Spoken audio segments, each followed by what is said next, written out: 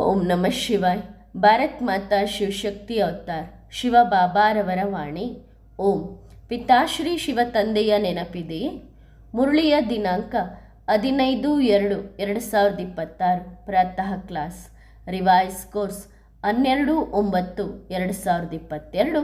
ಮತ್ತೊಂದು ಮಹಾವಾಕ್ಯ 25/9/2022. ಓಂ ನಮಃ ಶಿವಾಯ. ಈಗ ಅಲೆದಾಡುವುದನ್ನು ನಿಲ್ಲಿಸಿರಿ. ಭವಸಾಗರದ ದುಃಖಗಳಿಂದ ಮುಕ್ತಗೊಳಿಸಿ ಸದಾ ಸುಖ ಕೊಡುವಂತಹ, ಕಲ್ಪವಿಡಿ ಮಕ್ಕಳ ಜೊತೆ ಕೊಡುವಂತಹ ಪರಮಹಿತೈಷಿ ಶಿವಬಾಬಾ ಮಾತನಾಡಿದರು. ಒಳ್ಳೆಯದು.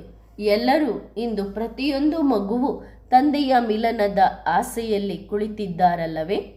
ತಂದೆಯೊಂದಿಗೆ ಸಿಗುವ ಮೊದಲು ಅಥವಾ ಸಿಕ್ಕ ನಂತರ ಎಲ್ಲೆಲ್ಲೋ ಅಲೆದಾಡಿ ಬಂದಿದ್ದೀರಲ್ಲವೇ? ಎಷ್ಟೊಂದು ಅಲೆದಾಡಿದ್ದೀರಿ. ತಂದೆ ಸಿಕ್ಕಾಗಲೂ ಅಲೆದಾಡುತ್ತಲೇ ಇದ್ದೀರಿ. ಸಿಗದಿದ್ದಾಗ ಭಕ್ತಿ ಮಾರ್ಗದಲ್ಲಿ ಅಲೆದಾಡುತ್ತಾ ಇದ್ದೀರಿ. ಸಿಕ್ಕಾಗಲೂ ನಿಶ್ಚಯವಿಲ್ಲದ ಕಾರಣ ಅಲೆದಾಡುತ್ತಾ ಇದ್ದೀರಿ. ಆದರೆ ಈಗ ಅಂತಿಮ ಸಮಯವಾಗಿದೆ. ತಂದೆ ಸಿಕ್ಕಿದ್ದಾರೆ. ಈಗ ಅಲೆದಾಡುವುದನ್ನು ನಿಲ್ಲಿಸಿರಿ. ಇವರು ಯಾರು ತಂದೆ ಸಿಕ್ಕಿದ ನಂತರವೂ ಅಲೆದಾಡುತ್ತಾರೋ ಅವರಿಗೆ ಆಗಿದೆ. ಈಗ ತಂದೆ ಆ ಮಕ್ಕಳನ್ನು ಭೇಟಿಯಾಗುತ್ತಿದ್ದಾರೆ. ಯಾವ ಮಕ್ಕಳಿಗೆ ತಂದೆಯೊಂದಿಗೆ ಅತಿ ಸ್ನೇಹವಿದೆಯೋ, ಪ್ರೀತಿ ಇದೆಯೋ, ಕೇವಲ ಒಂದು ಧ್ವನಿ ಬಂತು, ನನ್ನ ಬಾಬಾ ಬಂದಿದ್ದಾರೆ ಎಂದ ಕೂಡಲೇ ಎಲ್ಲ ಮಕ್ಕಳು ಓಡಿ ಬಂದರು. ಇದು ಅವರಿಗಾಗಿ ಆಗಿದೆ. ಆ ಮಕ್ಕಳಿಗೂ ಬಾಪ್ ತಾದಾರವರ ಹೃದಯ ಹಾಗೂ ಪ್ರಾಣಕ್ಕಿಂತ ಹೆಚ್ಚಾಗಿ ನೆನಪು ಪ್ರೀತಿಗಳು. ಅಂದರೆ ಬಾಬಾ ಬಂದಿದ್ದಾರೆ ಅಂತ ತಿಳ್ಕೊಂಡ ತಕ್ಷಣ ಯಾರ್ಯಾರು ಓಡಿ ಬಂದರೋ ಆ ಮಕ್ಕಳಿಗೂ ಸಹ ನೆನಪು ಪ್ರೀತಿಗಳು. ಬಹಳ ದೂರದಿಂದ ಬಂದಿದ್ದೀರಿ. ಯಾರು ಬಂದಿದ್ದಾರೆ? ಎಷ್ಟು ದೂರದಿಂದ ಬಂದಿದ್ದೀರಿ? ನೀವು ದೂರದಿಂದ ಬಂದಿದ್ದೀರಾ ಅಥವಾ ತಂದೆ ದೂರದಿಂದ ಬಂದಿದ್ದಾರಾ? ಇಬ್ಬರೂ ದೂರದಿಂದ ಬಂದಿದ್ದಾರಲ್ಲವೇ? ಏಕೆಂದರೆ ಯಾವುದು ನಿಮ್ಮ ಮನೆಯಾಗಿದೆಯೋ ಅದು ತಂದೆಯ ಮನೆಯಾಗಿದೆ, ಮತ್ತು ಯಾವುದು ತಂದೆಯ ಮನೆಯಾಗಿದೆಯೋ ಅದೇ ನಿಮ್ಮ ಮನೆಯೂ ಆಗಿದೆ. ಆದ್ದರಿಂದ ದೂರದಿಂದ ಅಂತೂ ಪ್ರತಿಯೊಂದು ಮಗು ಬಂದಿದೆ ಅಲ್ಲವೇ? ಆದರೆ ತಂದೆ ಕೆಳಗೆ ಕಳುಹಿಸಿದಾಗ ರಾಮರಾಜ್ಯದಲ್ಲಿ ಇದ್ದವರು. ಆದರೆ ತಂದೆ ಕೆಳಗೆ ಬಂದು ನೋಡಿದಾಗ ಎಲ್ಲಿ ಸಿಕ್ಕಿಕೊಂಡಿದ್ದೀರಿ? ರಾವಣನ ರಾಜ್ಯದಲ್ಲಿ ಸಿಕ್ಕಿದ್ದೀರಿ. ಮತ್ತು ತಂದೆಗೂ ರಾವಣನ ರಾಜ್ಯದಲ್ಲಿ ಬರಬೇಕಾಯಿತು. ಏಕೆಂದರೆ ಮಕ್ಕಳ ಹಿಂದೆ ಬಾಬಾ ಇದ್ದಾರೆ. ಎಲ್ಲಿ ಮಕ್ಕಳು ಹೋಗುತ್ತಾರೋ ಅಲ್ಲಿಗೆ ಬಾಬಾ ಹಿಂದೆಯೇ ಬರುತ್ತಾರೆ. ಆದರೆ ಪರಮಧಾಮಕ್ಕೆ ಹೋಗುವಾಗ ಜೊತೆಯಲ್ಲಿ ಕರೆದುಕೊಂಡು ಹೋಗುತ್ತಾರೆ. ಪರಮಧಾಮದಿಂದ ಕೆಳಗೆ ಬರುವಾಗ ಬಾಬಾ ಹಿಂದೆ ಬರುತ್ತಾರೆ. ಬಾಬಾ ಪ್ರತಿಯೊಂದು ಮಗುವಿನ 4 ಯುಗಗಳಲ್ಲಿ ಜೊತೆ ಕೊಡುತ್ತಾರೆ. ಗೊತ್ತಿದೆಯೇ? ಕೇವಲ ಸತ್ಯಯುಗದಲ್ಲಿ ನೀವು ತಂದೆಯನ್ನು ನೋಡಲು ಸಾಧ್ಯವಿಲ್ಲ. ಆದರೆ ಜೊತೆಯಂತೂ ಆಗಲೂ ಇರುತ್ತದೆ. ಏಕೆಂದರೆ ಸುಖ ಸೃಷ್ಟಿಯಲ್ಲಿ ಎಷ್ಟಿರುತ್ತದೆ ಎಂದರೆ ಸುಖದಲ್ಲಿ ತಂದೆಯ ನೆನಪು ಬರುವುದೇ ಇಲ್ಲ. ಆಗ ತಂದೆ ಕಾಣಿಸುವುದೇ ಇಲ್ಲ. ಆದರೆ ದುಃಖ ಬಂದಾಗ ಎಲ್ಲರೂ ಅವರನ್ನು ನೆನಪು ಮಾಡುತ್ತಾರೆ ಅಲ್ಲವೇ? ತಂದೆಯನ್ನು ಏಕೆ ನೆನಪು ಮಾಡುತ್ತಾರೆ? ದುಃಖದಲ್ಲಿ ಏಕೆ ಭಗವಂತನನ್ನು ನೆನಪು ಮಾಡುತ್ತಾರೆ? ಏಕೆ ಮಾಡುತ್ತಾರೆ? ಏಕೆಂದರೆ ಗೊತ್ತಿದೆ, ಅವರೊಬ್ಬರೇ ಈ ದುಃಖದ ಭವಸಾಗರದಿಂದ ಸುಖದ ದೋಣಿಯಲ್ಲಿ ಕೂರಿಸುವವರಾಗಿದ್ದಾರೆ. ಏಕೆಂದರೆ ಇಷ್ಟು ಮನುಷ್ಯರೊಂದಿಗೆ 84 ಜನ್ಮಗಳ ಚಕ್ರವನ್ನು ಸುತ್ತಿದ್ದೀರಿ. ಆದರೆ ಏನನ್ನು ಪಡೆದಿದ್ದೀರಿ? ದುಃಖವನ್ನು ಪಡೆದಿದ್ದೀರಿ ಅಲ್ಲವೇ? ಆದ್ದರಿಂದ ಗೊತ್ತಿದೆ, ಅವಶ್ಯವಾಗಿ ಸುಖ ಕೊಡುವವರು ಬೇರೆ ಯಾರೋ ಇದ್ದಾರೆ. ಹಾಗಾದರೆ ಸುಖ ಕೊಡುವವರು ಯಾರಿದ್ದಾರೋ ಯಾರನ್ನು ನೆನಪು ಮಾಡುತ್ತೀರಿ? ಯಾರು ಸುಖ ಕೊಡುವವರಾಗಿದ್ದಾರೋ ಅವರನ್ನು ನೆನಪು ಮಾಡುತ್ತಾರೆ. ಆದ್ದರಿಂದ ಇಂದಿನಿಂದ ಪ್ರತಿಯೊಂದು ಮಗು ಬುದ್ಧಿಯಲ್ಲಿ ನೆನಪಿಟ್ಟುಕೊಳ್ಳಲಿ. ಏನೆಂದರೆ ಸುಖ ಕೊಡುವ ತಂದೆ ಸದಾ ಸ್ಮರಣೆಯಲ್ಲಿರಲಿ, ನೆನಪಿರಲಿ. ಏಕೆಂದರೆ ತಂದೆಯ ಹೊರತಾಗಿ ಈ ಪ್ರಪಂಚದಲ್ಲಿ ಯಾರೂ ಸುಖದ ದಾರಿಯನ್ನು ತೋರಿಸಲು ಸಾಧ್ಯವಿಲ್ಲ. ಒಳ್ಳೆಯದು. ಎಲ್ಲ ಮಕ್ಕಳಿಗೂ ಬಾಪ್ ದಾದಾರವರ ಬಹಳ ಮಧುರವಾದ ನೆನಪು ಮತ್ತು ಪ್ರೀತಿಗಳು. ಬ್ರಹ್ಮ ತಂದೆಯ ರಾಜ್ಯ ಬರಲಿದೆ. ಆಗ ಬ್ರಹ್ಮ ತಂದೆ ಪ್ರತಿಯೊಂದು ಮಗುವನ್ನು ಭೇಟಿಯಾಗುವರು. ಏಕೆಂದರೆ ಸತ್ಯಯುಗದ ರಾಜ ಯಾರಾಗಿದ್ದಾರೆ? ಯಾರು ಹೇಳುತ್ತಾರೆ ನಾವು ಬ್ರಹ್ಮ ತಂದೆಯನ್ನು ನಂಬುವುದಿಲ್ಲವೋ ಅವರಿಗೆ ತಂದೆ ಹೇಳುತ್ತಾರೆ ನೀವು ನಿರಾಕಾರ ತಂದೆಯನ್ನೂ ಸಹ ನಂಬುವುದಿಲ್ಲ. ಏಕೆಂದರೆ ಮುಕ್ತಿಯ ಆಸ್ತಿಯನ್ನು ತಂದೆಯೇ ಕೊಡುತ್ತಾರೆ. ಆದರೆ ಜೀವನ್ಮುಕ್ತಿಯ ಆಸ್ತಿ ಇವರ ಮೂಲಕ ಸಿಗುತ್ತದೆ. ಯಾರಿಗೆ ಬ್ರಹ್ಮ ತಂದೆಯ ಮೇಲೂ ಪ್ರೀತಿ ಇದೆಯೋ, ಆದರೆ ಈಗ ಹೇಳುವ ಮಾತಲ್ಲ. ಏಕೆಂದರೆ ಬ್ರಹ್ಮ ಬಾಬಾ ಎಲ್ಲರ ಹೃದಯದಲ್ಲಿ ಆವರಿಸಿಕೊಂಡಿದ್ದಾರೆ. ಆದ್ದರಿಂದ ಪ್ರೀತಿಯಂತೂ ಆಟೋಮೆಟಿಕ್ ಆಗಿ ಉಂಟಾಗಿದೆ. ಯಾರಾದರೂ ಅಜ್ಞಾನಿ ಸಿಕ್ಕರೂ ಸಹ ಅವರೂ ಹೇಳುತ್ತಾರೆ ನನಗೆ ಈ ಬಾಬಾರವರ ಮೇಲೆ ಪ್ರೀತಿ ಇದೆ ಎಂದು ತೋರಿಸುತ್ತಾರಲ್ಲವೇ. ಸತ್ಯಯುಗದಲ್ಲಿ ಶ್ರೀಕೃಷ್ಣನ ಲೀಲೆಗಳು ನಡೆದೆವು ಎಂದು. ಅದು ಸತ್ಯಯುಗದ ಮಾತಲ್ಲ, ಅದು ಈ ಸಂಗಮ ಯುಗದ ಮಾತಾಗಿದೆ. ಒಳ್ಳೆಯದು. ಮಕ್ಕಳೆಲ್ಲರಿಗೂ ಬಾಪ್ತಾದಾರವರ ನೆನಪು ಪ್ರೀತಿಗಳು. ಮತ್ತೊಂದು ಮಹಾವಾಕ್ಯ ಶಿವಬಾಬಾರವರ ವಾಣಿ 25/9/2022. ಕರ್ತವ್ಯ ಮಾಡಿರಿ, ಆದರೆ ಚಿಂತೆ ಬೇಡ. ಮಕ್ಕಳನ್ನು ಭಯ ಮತ್ತು ಚಿಂತೆಗಳಿಂದ ಮುಕ್ತಗೊಳಿಸಿ ಅವಿನಾಶಿ ಪ್ರಾಪ್ತಿ ಮಾಡಿಸುವಂತಹ ಪ್ರೀತಿಯ ಸಾಗರ ತಂದೆ ಮಾತನಾಡಿದರು. ಒಳ್ಳೆಯದು. ಇಂದು ಬಾಪ್ತಾದ ತಮ್ಮ ಬಹಳ ಕಾಲದಿಂದ ಅಗಲಿರುವ ಮಕ್ಕಳೊಂದಿಗೆ ಮಿಲನ ಮಾಡಲು ಬಂದಿದ್ದಾರೆ. ಯಾವಾಗ ಯಾರಾದರೂ ಪ್ರಿಯವಾದ ಸಂಗಾತಿ ತಂದೆ ದೂರವಾಗುತ್ತಾರೋ ಆಗ ಎಷ್ಟೊಂದು ದುಃಖದ ಬೆಟ್ಟ ಮುರಿದು ಬೀಳುತ್ತದೆ ಅಲ್ಲವೇ. ಮತ್ತು ಈ ತಂದೆಯು ಸುಖ ಕೊಡುವವರಾಗಿದ್ದಾರೆ. ಮತ್ತು ಯಾವಾಗ ಅಚಾನಕ್ಕಾಗಿ ಬಹಳ ಸಮಯದಿಂದ ಅಗಲಿರುವ ನಮ್ಮ ಸಂಗಾತಿ ನನ್ನ ತಂದೆ ನನ್ನೊಂದಿಗೆ ಮಿಲನ ಮಾಡಲು ಬರುತ್ತಿದ್ದಾರೆ ಎಂದು ತಿಳಿಯುತ್ತದೆಯೋ ಆಗ ಮನಸ್ಸಿನಲ್ಲಿ ಏನೇನೋ ಸಂಕಲ್ಪಗಳು ಉಂಟಾಗುತ್ತವೆ. ಏನೇನು ಯೋಚಿಸುತ್ತೀರಿ? ಯಾವಾಗಿನಿಂದಲೂ ಅಗಲಿರುವ ಸಂಗಾತಿ ಬರುತ್ತಿದ್ದಾರೆ ಎಂಬ ಮಾತಿನ ಖುಷಿ ಆಗುತ್ತದೆಯೇ?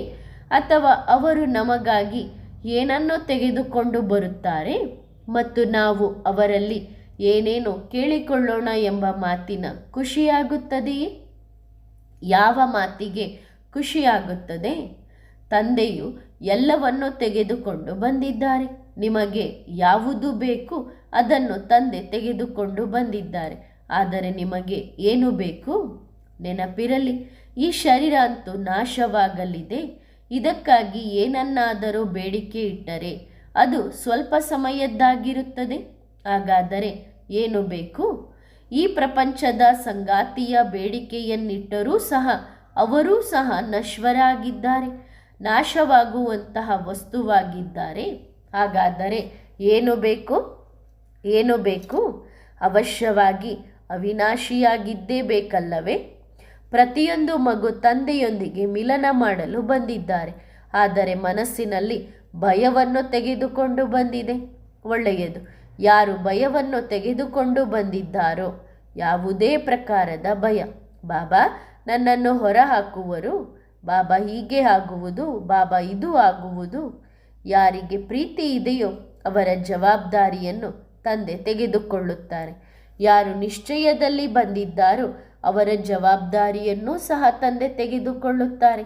ಇಷ್ಟು ಸಮಯದಿಂದ ತಂದೆ ಅಗಲಿದ್ದರು, ಮಕ್ಕಳು ಸಹ ಅಗಲಿದ್ದರು ಮತ್ತು ಅಂತಿಮ ಗಳಿಗೆಗಳಾಗಿವೆ. ಈ ಅಂತಿಮ ಗಳಿಗೆಗಳಲ್ಲಿಯೂ ತಮ್ಮ ತಂದೆಯನ್ನು ಭೇಟಿಯಾಗಲು ಇಷ್ಟು ಭಯ, ಇಷ್ಟು ಗಾಬರಿ. ಹಾಗಾದರೆ ಪ್ರೀತಿ ಎಲ್ಲಿ ಹೋಯಿತು? ಇಂದು ವಿಶೇಷ ದಿನವಾಗಿದೆ. ಇಂದು ಎಲ್ಲ ಮಕ್ಕಳು ಮೇಳದಲ್ಲಿ ಕುಳಿತಿದ್ದೀರಿ. ಯಾವ ಮೇಳದಲ್ಲಿ ಕುಳಿತಿದ್ದೀರಿ? ಆತ್ಮ ಮತ್ತು ಪರಮಾತ್ಮನ ಮಿಲನದ ಮೇಳ.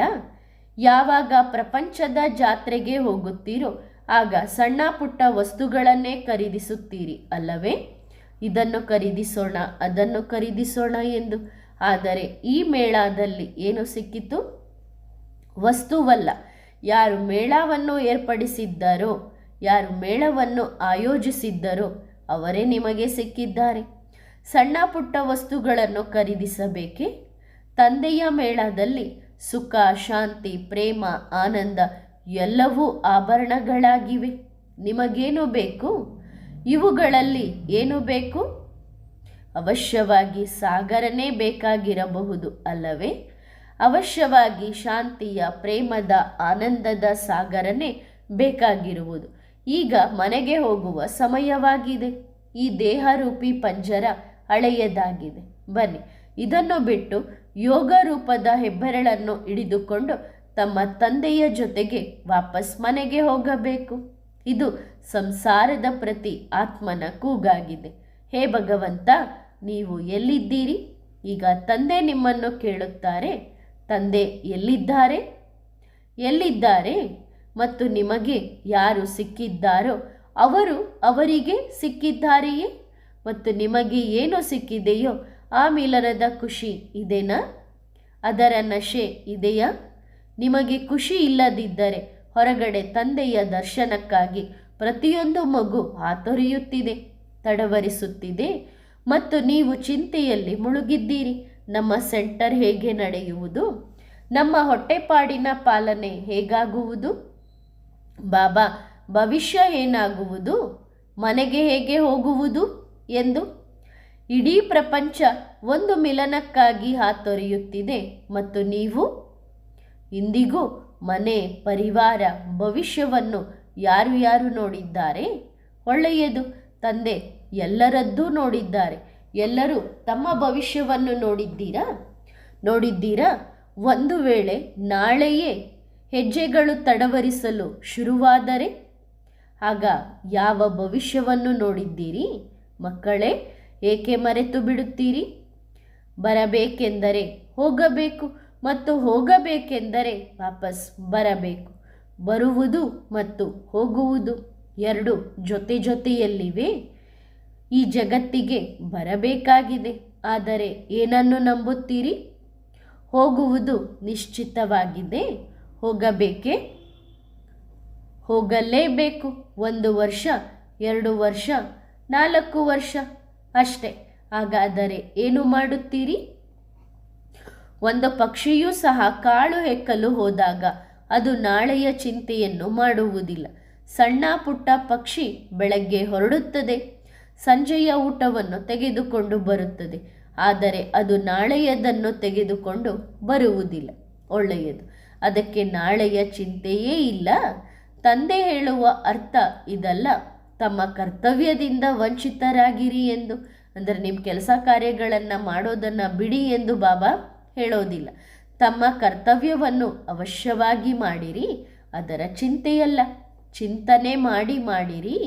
ಏಕೆಂದರೆ ಚಿಂತೆಯ ಹೆಜ್ಜೆಗಳು ಬಹಳ ವೇಗವಾಗಿ ಚಿತೆಯ ಕಡೆಗೆ ಕರೆದುಕೊಂಡು ಹೋಗುತ್ತವೆ ಮತ್ತು ಯಾರ ಹೆಜ್ಜೆಗಳು ತಂದೆಯ ಕಡೆಗೆ ಹೋಗುತ್ತವೆಯೋ ಅವರ ಚಿಂತೆ ಸ್ವಯಂ ತಂದೆಗಿದೆ. ಮಲಗಬಾರದು, ಏಕೆಂದರೆ ಯಾರು ಮಲಗುತ್ತಾರೋ ಅವರು ಕಳೆದುಕೊಳ್ಳುತ್ತಾರೆ. ಅಂದರೆ ಬಾಬನ್ ಮುರಳಿ ಕೇಳಬೇಕಾದ್ರೆ ನಿದ್ದೆ ಮಾಡ್ತೀವಿ ಅಂದರೆ ಬಾಬಾ ಹೇಳುತ್ತಾರೆ ಅವರು ಕಳೆದುಕೊಳ್ಳುತ್ತಾರೆ.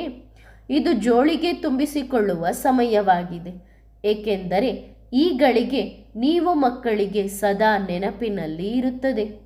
ಇಂದು ನೀವು ಯಾರನ್ನು ಭೇಟಿಯಾಗಿದ್ದೀರಿ ಎಂದು, ಈ ಕ್ಷಣ, ಈ ದಿನದ ಇಚ್ಛೆಯನ್ನು ನೀವು ಮಕ್ಕಳು ಸದಾ ಇಟ್ಟುಕೊಳ್ಳುತ್ತೀರಿ. ಬಾಬಾ ಒಂದು ಸಾರಿ ನಾವು ಮತ್ತೆ ನಿಮ್ಮೊಂದಿಗೆ ಮಿಲನ ಮಾಡೋಣ ಎಂದು. ಒಳ್ಳೆಯದು, ತಂದೆಯಂತೂ ಇರುತ್ತಾರೆ, ಆದರೆ ಗೊತ್ತಿಲ್ಲ ಯಾರು ಇರುವುದಿಲ್ಲವೋ ಮತ್ತು ಯಾರು ಇರುತ್ತಾರೋ ಎಂದು. ಆದ್ದರಿಂದ ಇಂದಿನ ದಿನ ಈ ಬೆಲೆ ಬಾಳುವ ಸಮಯದ ಸಂಪೂರ್ಣ ಲಾಭ ಪಡೆದುಕೊಳ್ಳಿ. ಏಕೆಂದರೆ ಈ ಜೀವನವಿದೆಯಲ್ಲ, ಇದು ಬಹಳ ಅಮೂಲ್ಯ ಜೀವನವಾಗಿದೆ. ಮಕ್ಕಳು ಯಾರು ಸದಾ ಜೊತೆಯಲ್ಲಿರುತ್ತಾರೋ ಅವರನ್ನು ಬೇಗನೆ ಗುರುತಿಸುತ್ತಾರೆ. ತಂದೆಯು ಸಿಕ್ಕಿರುವುದೇ 5000 ವರ್ಷಗಳ ನಂತರ. ಒಳ್ಳೆಯದು, ಯಾರು ಗುರುತಿಸುವುದಕ್ಕಾಗಿ ಬಂದಿದ್ದಾರೋ ಅವರು ಸರಿಯಾಗಿದ್ದಾರೆಯೇ? ಅವರು ಗುರುತಿಸಿದ್ದಾರೆಯೇ ಅಥವಾ ಇನ್ನೂ ಸುತ್ತಾಡುತ್ತಿದ್ದಾರೆಯೇ? ಏಕೆಂದರೆ ನಂತರ ಗೊತ್ತಾಗುತ್ತದೆ, ಬಾಬಾ ನಾನೇಕೆ ಲಾಭ ಪಡೆಯಲಿಲ್ಲ? ನೀವು ನನ್ನ ಬಾಬನೇ ಆಗಿದ್ದೀರಲ್ಲವೇ? ನೀವು ನನ್ನ ಅದೇ ತಂದೆಯಾಗಿದ್ದೀರಿ. ಯಾರಿಗಾಗಿ ನಾನು ಈ ಸಂಪೂರ್ಣ ಜೀವನವನ್ನು ಸಮರ್ಪಣೆ ಮಾಡಿದ್ದೇನೆ? ಆದ್ದರಿಂದ ಪ್ರತಿಯೊಂದು ಮಗುವಿಗೆ ನೆನಪಿರಲಿ, ಈಗಿಲ್ಲದಿದ್ದರೆ ಇನ್ನೆಂದಿಗೂ ಇಲ್ಲ. ತಂದೆಯ ಜೊತೆ ಮತ್ತು ತಂದೆಯ ಕೈ ಪ್ರತಿಯೊಂದು ಮಗುವಿನ ತಲೆಯ ಮೇಲಿದೆ. ತಂದೆ ಸದಾ ಸಂಗಾತಿಯಾಗಿದ್ದಾರೆ. ಜೊತೆಯಲ್ಲಿ ಇಟ್ಟುಕೊಳ್ಳುವರು, ಜೊತೆಯನ್ನು ನಿಭಾಯಿಸುವರು, ಜೊತೆಯಲ್ಲಿ ನಡೆಯುವರು. ಇದು ತಂದೆಯ ವಾಗ್ದಾನವಾಗಿದೆ. ಮತ್ತು ನೀವೆಲ್ಲರೂ ಬ್ರಹ್ಮ ಬಾಬಾರವರ ಸಮಾನ ಆಗಿ ವತನದ ಕಡೆಗೆ ಬರಬೇಕಾಗಿದೆ. ಏಕೆಂದರೆ ಬ್ರಹ್ಮ ಬಾಬಾ ಅಂತೂ ವೇಗವಾಗಿ ಸೇವೆಯನ್ನು ಸಲ್ಲಿಸುತ್ತಿದ್ದಾರೆ. ಅವರ ವೇಗವಂತೂ ಹಲವು ಪಟ್ಟು ಇದೆ. ಆದರೆ ಮಕ್ಕಳ ವೇಗ ನಿಧಾನವಾಗಿದೆ. ಕೇವಲ ತಮ್ಮ ಸ್ಥಾನದ ಬಗ್ಗೆ ಯೋಚಿಸುತ್ತಾರೆ, ತಮ್ಮದೇ ಸೆಂಟರ್ ಬಗ್ಗೆ ಯೋಚಿಸುತ್ತಾರೆ, ತಮ್ಮದೇ 4 ಕಡೆ ಪರಿಚಯ ಕೊಡಬೇಕಾಗಿದೆ. ಹೊರಗಿನ ಹೆಸರನ್ನು ತೆಗೆದುಕೊಂಡರೆ ಕಾಲನ್ನು ಕಟ್ಟಿ ಹಾಕಿದಂತಿದೆ. ಕಾಲಿನಲ್ಲಿ ಬೇಡಿಗಳೂ ಬಿದ್ದಿವೆ. ವಿಶ್ವ ಒಂದು ಪರಿವಾರವಾಗಿದೆ ಅಲ್ಲವೇ? ಇದೆಯೇ? ಯಾರು ಒಪ್ಪುತ್ತೀರಿ? ವಿಶ್ವ ಒಂದು ಪರಿವಾರವಾಗಿದೆಯೇ? ಹಾಗಾದರೆ ಈಗ ಏನಾಯಿತು? ನಿಮ್ಮ ಪರಿವಾರ ಎಲ್ಲಿ ಹೋಯಿತು? ವಿಶ್ವ ಒಂದು ಪರಿವಾರವಾಗಿದೆ ಎಂದು ಹೇಳುವ ಮಾತಿನಂತಿದೆಯೇ? ಮನಸ್ಸಿನಿಂದ ಹೇಳಿ. ವಿಶ್ವ ಒಂದು ಪರಿವಾರವಾಗಿದೆ ಮತ್ತು ಇದು ನನ್ನ ಪರಿವಾರವಾಗಿದೆ ಮತ್ತು ನಾನು ಆ ಪರಿವಾರದ ಸದಸ್ಯನಾಗಿದ್ದೇನೆ. ಈ ಸೃಷ್ಟಿಯಲ್ಲಿ ಪ್ರತಿಯೊಂದು ಆತ್ಮ ವಿಶ್ವದ ಒಂದು ಪರಿವಾರದ ಸದಸ್ಯನಾಗಿದೆ. ಆಗಲೇ ಮನಸ್ಸಿನಿಂದ ಬರುವುದು ವಿಶ್ವ ಒಂದು ಪರಿವಾರವಾಗಿದೆ ಮತ್ತು ಈ ಒಂದು ಪರಿವಾರದ ತಂದೆ ಪರಮಪಿತ ಪರಮಾತ್ಮ ಆಗಿದ್ದಾರೆ. ಅವರು ನನ್ನ ತಂದೆಯಾಗಿದ್ದಾರೆ, ನನ್ನ ಸಂಗಾತಿಯಾಗಿದ್ದಾರೆ. ಹೇಗೆ ತಂದೆಯ ಮನಸ್ಸಿನಲ್ಲಿ ಎಂದಿಗೂ ಯಾವುದೇ ಮಗುವಿನ ಬಗ್ಗೆ ಸಂಕೋಚವಿಲ್ಲ, ಅಸಹ್ಯವಿಲ್ಲ, ದ್ವೇಷವಿಲ್ಲ. ಕೇವಲ ಇಷ್ಟು ಪರೀಕ್ಷಿಸಿಕೊಳ್ಳಬೇಕು, ಹೇಗೆ ತಂದೆ ಇದ್ದಾರೋ ಹಾಗೆ ನಾನಿದ್ದೇನೆಯೇ? ಕೇವಲ ಇಷ್ಟೇ ಕೆಲಸ ಮಾಡಬೇಕಾಗಿದೆ. ಹೇಗೆ ನನ್ನ ತಂದೆ ಇದ್ದಾರೋ ಹಾಗೆ ನಾನಿದ್ದೇನೆಯೇ? ಒಳ್ಳೆಯದು ಮಕ್ಕಳೇ, ಮತ್ತೆ ಸಿಗೋಣ. ಈಗ ತಮ್ಮ ಬ್ರಹ್ಮ ತಂದೆ ಅರ್ಥಾತ್ ಆದಿಪಿತ ಅರ್ಥಾತ್ ಹಿಂದಿನ ಯುಗದ ಫರಿಸ್ತಾನೊಂದಿಗೆ ಭೇಟಿಯಾಗಿರಿ. ಒಳ್ಳೆಯದು. ಧನ್ಯವಾದ ಬಾಬಾ. ಶುಕ್ರಿಯ. ವರದಾನ: ಸಫಲತಾ ಮೂರ್ತಿ ಭವ. ಬಾಪ್ತಾದಾರವರಿಗೆ ಕ್ವಾಲಿಟಿ ಇಷ್ಟವಾಗುತ್ತದೆ. ಕ್ವಾಲಿಟಿ ಚೆನ್ನಾಗಿದ್ದರೆ ಕ್ವಾಂಟಿಟಿ ತಾನಾಗಿಯೇ ಆಗುತ್ತದೆ. ಶ್ರಮ ಪಡುತ್ತಾ ಇರಿ, ಆಗ ಸಫಲತೆಯು ಜನ್ಮಸಿದ್ಧ ಅಧಿಕಾರವಾಗಿದೆ. ಮತ್ತು ಎಲ್ಲ ಸಂಕಲ್ಪಗಳನ್ನು ಬಿಟ್ಟು ಒಂದೇ ಸಂಕಲ್ಪದಲ್ಲಿರಿ, ನಾನು ಕಲ್ಪಕಲ್ಪದ ವಿಜಯಿ ಆತ್ಮನಾಗಿದ್ದೇನೆ. ವಿಜಯವು ನನ್ನ ಜನ್ಮಸಿದ್ಧ ಅಧಿಕಾರವಾಗಿದೆ. ಆಗ ಸಫಲತೆಯೇ ಸಫಲತೆ ಇದೆ. ಸಂಕಲ್ಪ ಮಾಡಿದಿರಿ ಮತ್ತು ಸಫಲತೆ ಸಿಕ್ಕಿತು. ಆದ್ದರಿಂದ ಜಾಸ್ತಿ ಯೋಚಿಸಬೇಡಿ. ಪ್ಲಾನ್ ಮಾಡಿರಿ, ಆದರೆ ಕಮಲ ಪುಷ್ಪ ಸಮಾನ ಹಗುರವಾಗಿರಿ. ಯೋಚಿಸಿರಿ, ಮಾಡಿದಿರಿ ಮತ್ತು ಸಮಾಪ್ತಿ. ಎಷ್ಟೆಷ್ಟು ಒಂದೇ ಸಂಕಲ್ಪದಲ್ಲಿ ಇರುತ್ತೀರೋ ಅಷ್ಟೇ ಟಚಿಂಗ್ ಕೂಡ ಚೆನ್ನಾಗಿ ಆಗುತ್ತದೆ. ಜಾಸ್ತಿ ಸಂಕಲ್ಪಗಳಲ್ಲಿ ಇರುವುದರಿಂದ ತಂದೆಯ ಒರಿಜಿನಲ್ ಸಹಾಯ ಏನಿದೆಯೋ ಅದು ಮಿಕ್ಸಪ್ ಆಗುತ್ತದೆ. ಆದ್ದರಿಂದ ಒಂದೇ ಸಂಕಲ್ಪ ಮಾಡಿರಿ, ನಾನು ಬಾಬನಿಗಾಗಿ, ಬಾಬಾ ನನ್ನವರು, ನಾನು ನಿಮಿತ್ತನಾಗಿದ್ದೇನೆ. ಈ ಸಂಕಲ್ಪದಿಂದ ಅವಶ್ಯವಾಗಿ ಸಫಲತೆ ಪ್ರಾಪ್ತಿಯಾಗುತ್ತದೆ. ಒಳ್ಳೆಯದು. ಓಂ ನಮಃ ಶಿವಾಯ.